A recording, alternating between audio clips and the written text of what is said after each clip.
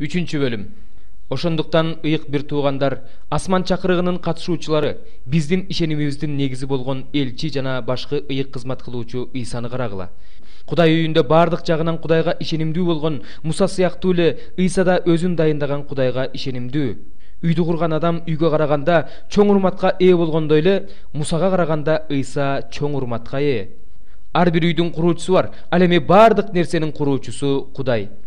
Муса болсо жарыяланышы керек болгон сөздөрдү жарыялаш үчүн Кудай үйүндө кызматчы катары бардык жагынан ишенимдүү болгон.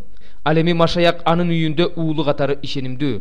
Анын үйү болсо бизбиз. Эгерде кайраттуулугубузду жана мактанган үмүтүбүздү аягына чейин бекем сактасак, анын үйүбүз.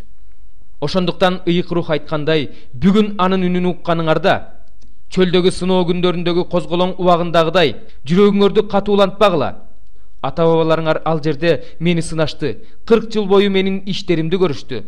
Ошондуктан мен ал муунга каардана мындай дедим: жүрөктөрү кайра-кайра адашат, алар менин жолдорумду таанып билишкен жок.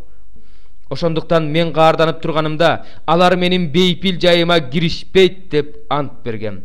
Бир туугандар, сак болгула. Тирүү Кудайдан баш тартпашыңар үчүн эч кимдердин жүрөгүңөрдө амал көйлүк, ишенбестик болбосун.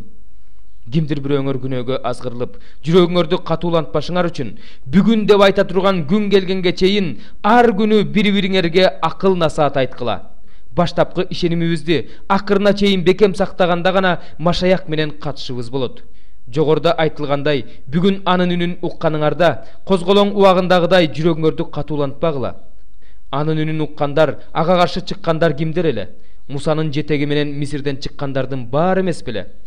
40 жыл бою Кудай кимге каарданды эле? Күнөө кылгандарга эмеспи? Алардын сөөгү чөлдө калган.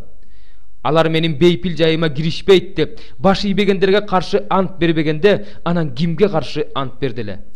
Ошентип биз алардын ишенбестиктен улам кире албагандыгын көрүп турабыз.